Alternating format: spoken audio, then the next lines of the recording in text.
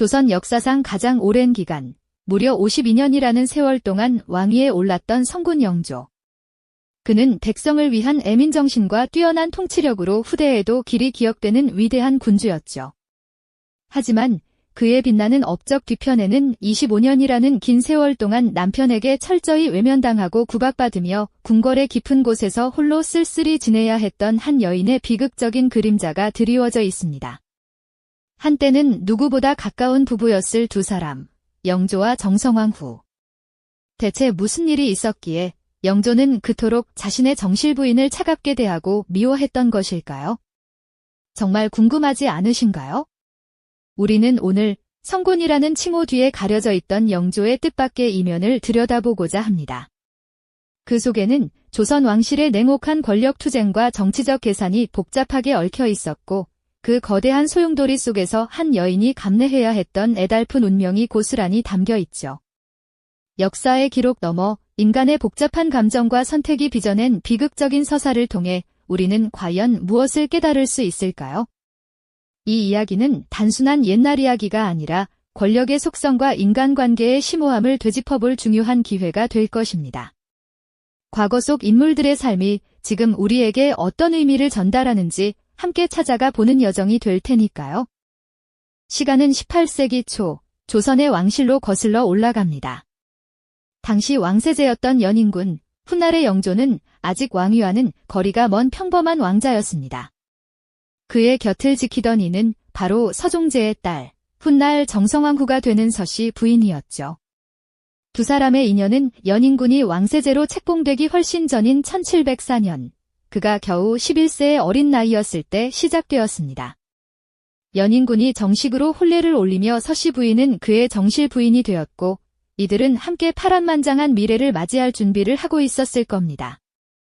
당시만 해도 두 사람의 관계는 여느 부부와 다를 바 없이 평온하고 안정적으로 보였을 거예요. 함께 궁궐 생활에 적응하며 서로에게 의지하고 미래를 함께 꿈꾸는 평범한 부부의 모습이었죠. 아마도 그들의 눈에는 서로가 가장 든든한 동반자로 비치지 않았을까요? 아직은 정치적 풍파가 그들의 사랑을 핥히기 전 고요한 연못 같았던 시절이었다고 할 수 있습니다. 순수하고 맑았던 그 시절의 공기가 느껴지는 듯합니다. 하지만 이러한 평온함은 그리 오래가지 못했습니다.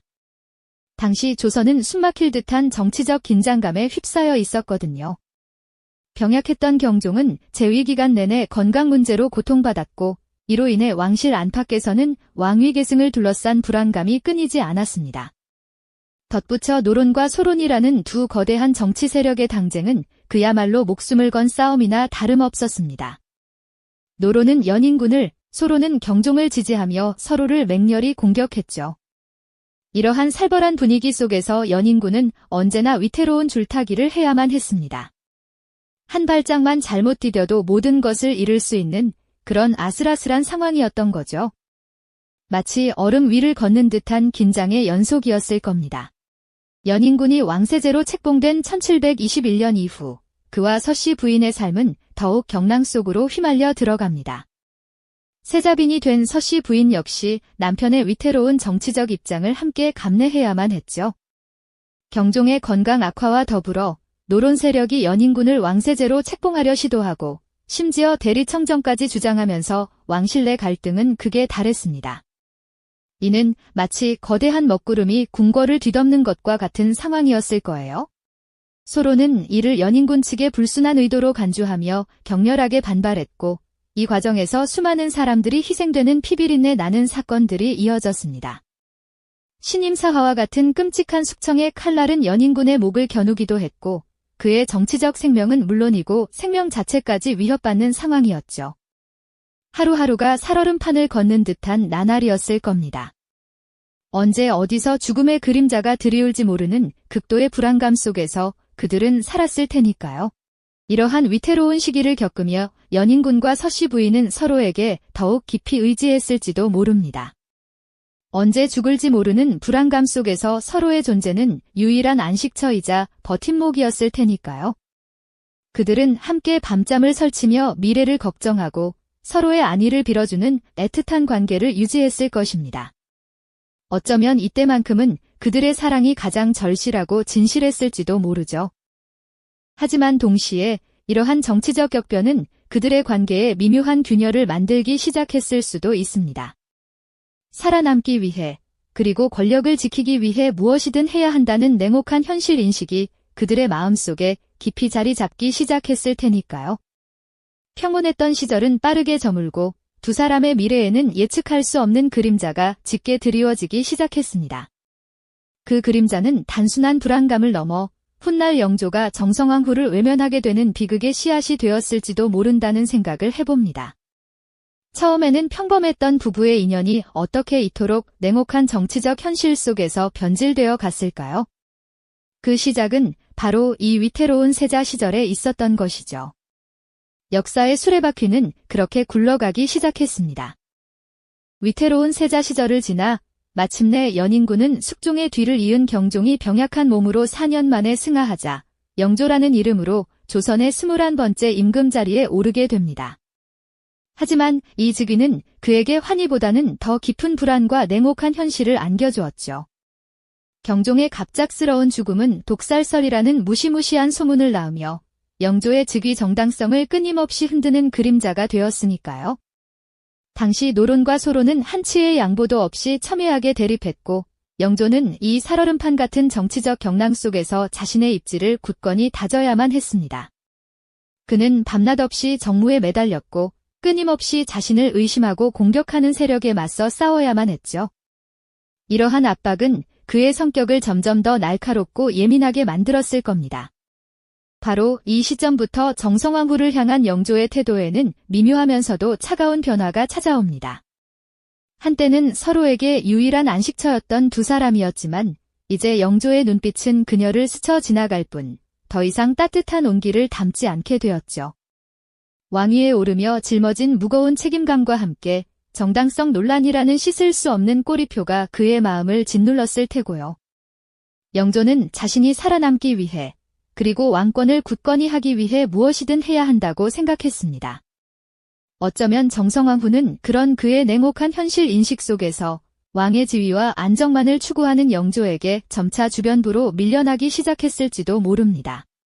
왕실의 후사 문제는 영조에게 또 다른 거대한 압박으로 다가왔습니다. 왕조의 안녕과 번영은 곧 왕위를 이을 자손의 존재 여부에 달려 있었으니까요. 아쉽게도 정성왕후는 영조와의 사이에서 자식을 얻지 못했습니다. 이는 단순히 부부간의 애정을 넘어 왕실의 존속이라는 막중한 책임 앞에서 영조에게는 엄청난 부담으로 작용했을 겁니다. 왕비가 후사를 잊지 못한다는 사실은 궁궐 내에서 끊임없이 수군거림을 낳았고 정성왕후는 그 시선들 속에서 마치 자신의 존재 가치가 자식을 낳는 능력에만 국한되는 듯한 비극적인 고통을 감내해야 했을 겁니다. 영조는 결국 후궁들을 통해 자식을 얻으려 했습니다. 후궁들을 총애하며 아들, 특히 사도세자를 얻었을 때 그의 기쁨은 이루 말할 수 없었을 겁니다. 왕실의 대를 이을 아들이 태어났다는 것은 곧 자신의 왕위가 더욱 굳건해졌음을 의미했으니까요. 하지만 그 기쁨의 이면에는 정성왕후의 깊은 쓸쓸함이 자리 잡고 있었습니다. 영조가 후궁의 처소로 발걸음을 옮길 때마다 정성왕후는 텅 빈 침전에 홀로 남아 밤을 지새웠을 테죠.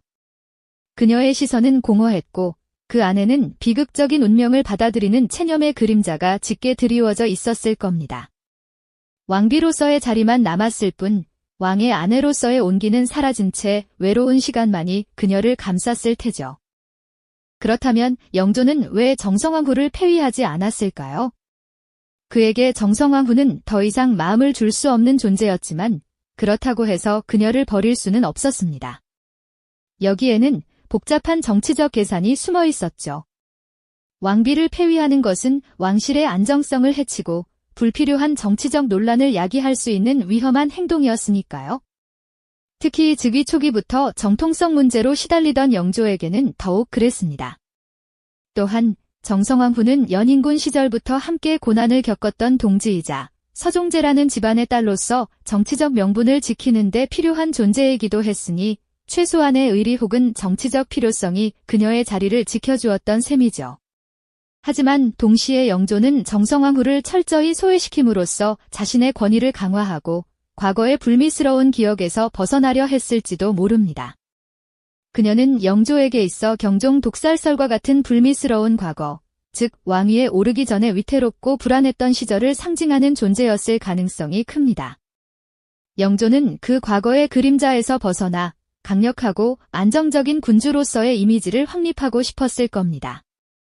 정성왕후를 외면하는 행위는 어쩌면 그 과거와의 단절을 의미했을 수도 있겠죠. 그녀는 그에게 기억하고 싶지 않은 과거의 상징이자 동시에 왕실의 안정을 위한 필요악과 같은 존재였을 겁니다. 이처럼 냉혹한 현실 속에서 정성왕후의 삶은 연민과 함께 깊은 비극으로 치닫고 있었던 것이죠. 그렇게 25해의 세월이 무심히 흘러갔습니다. 영조의 외면 속에 정성왕후는 홀로 쓸쓸한 궁궐 생활을 이어갔죠. 그 긴 시간 동안 그녀의 마음속에는 깊은 상처와 체념만이 쌓여갔을 겁니다. 마치 입 떨어진 나무처럼 그녀의 생명력 또한 서서히 시들어갔죠. 마침내 1757년 정성왕후는 65세의 나이로 병상에 눕게 됩니다. 오랜 세월 쌓인 마음의 병이 육신마저 쇠약하게 만들었던 걸까요? 병세는 빠르게 악화되었고 그녀의 생명은 점차 꺼져가는 촛불처럼 위태로워졌습니다. 그 마지막 순간이 다가오고 있었던 것이죠. 그녀의 임종이 가까워졌을 때 영조는 비로소 정성왕후의 침전을 찾았습니다. 25년 만에 이루어진 너무나 늦은 발걸음이었죠. 병석에 누운 아내를 마주한 영조의 마음은 과연 어땠을까요? 후회와 연민, 그리고 돌이킬 수 없는 현실에 대한 복잡한 감정들이 그의 얼굴에 스쳐 지나갔을 겁니다. 하지만 이미 두 사람 사이의 강은 너무나 깊고 넓게 흐른 뒤였습니다. 엇갈린 세월과 외면의 상처는 더 이상 메울 수 없는 간극을 만들어버렸으니까요. 그들의 관계는 이미 회복될 수 없는 지점까지 와버린 상태였죠. 모든 것은 너무나 늦어버린 뒤였습니다. 영조는 정성왕후의 손을 잡고 정성왕후, 과인이 미안하오라고 나지막이 을조렸다고 전해집니다. 이 짧은 한마디에 25년간의 무심함과 이제는 되돌릴 수 없는 모든 것이 담겨 있었을 겁니다. 죽음 앞에서야 비로소 드러난 인간적인 면모였지만 그 고백은 이미 너무나 늦어버린 후회였을 뿐이죠. 25년간 지속된 외면은 결국 되돌릴 수 없는 비극으로 끝을 맺고 말았습니다. 조선의 성군이라 불리는 영조의 삶 한쪽에는 이처럼 한 여인의 애달픈 희생과 외로움이 깊은 그림자처럼 드리워져 있었던 겁니다. 역사의 아이러니가 아닐 수 없죠. 정성왕후는 그렇게 쓸쓸히 눈을 감았지만 그녀의 삶은 우리에게 깊은 질문을 던지고 있습니다. 한 나라의 왕이라 할지라도 그 개인의 삶과 감정은 냉혹한 정치적 현실과 얼마나 복잡하게 얽히고 설켜 있었을까요? 그리고 그 속에서 한 인간의 운명은 어떻게 예상치 못한 비극으로 치달을 수 있었을까요? 역사는 흔히 승자의 기록만을 기억하곤 하지만 그 찬란한 기록 너머에는 이처럼 수많은 희생과 외면된 진실이 숨겨져 있다는 것을 그녀의 이야기는 우리에게 다시금 일깨워주고 있습니다. 우리가 미처 알지 못했던 역사의 이면을 말이죠. 영조와 정성왕후의 이야기는 단순히 조선시대 왕실의 비극적인 사랑 이야기로만 치부할 수 없을 겁니다. 이들의 관계는 권력의 속성이 한 개인의 삶을 어떻게 잠식하고 파괴할 수 있는지, 그리고 인간관계의 복잡성과 그 속에서 발생하는 비극적인 선택들이 어떤 결과를 초래하는지를 보여주는 거울과도 같죠. 우리는 이 이야기를 통해 거대한 시대의 흐름 속에서 한 개인이 얼마나 무력하게 희생될 수 있는지, 그리고 우리가 알고 있는 역사의 이면에는 늘 알려지지 않은 고통과 진실이 숨어 있음을 깨닫게 됩니다. 결코 가볍게 넘길 수 없는 메시지입니다. 정성왕후의 쓸쓸한 삶과 죽음이 남긴 깊은 여운은 오늘날까지도 우리 마음에 잔잔한 파동을 일으키고 있습니다. 역사는 단지 과거의 이야기가 아니라 현재를 살아가는 우리에게 끊임없이 질문을 던지고 성찰하게 만드는 지혜의 보고라는 것을 말이죠. 잊히거나 외면당한 이들의 이야기에 귀 기울이는 것은 어쩌면 역사를 온전히 이해하고 더 나은 미래를 만들어가는 중요한 첫걸음일지도 모릅니다.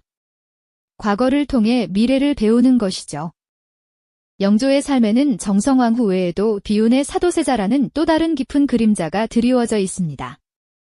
성군 영조와 아들 사도세자 사이에 펼쳐진 비극적인 부자관계 속에는 과연 또 어떤 진실이 숨겨져 있을까요? 다음 이야기에서는 그 숨겨진 진실을 함께 파헤쳐보는 시간을 가져보려 합니다. 이 영상이 도움이 되셨다면 좋아요와 구독 부탁드립니다. 여러분의 응원이 제게 큰 힘이 됩니다. 다음 영상에서도 더 유용한 정보를 공유하겠습니다. 감사합니다.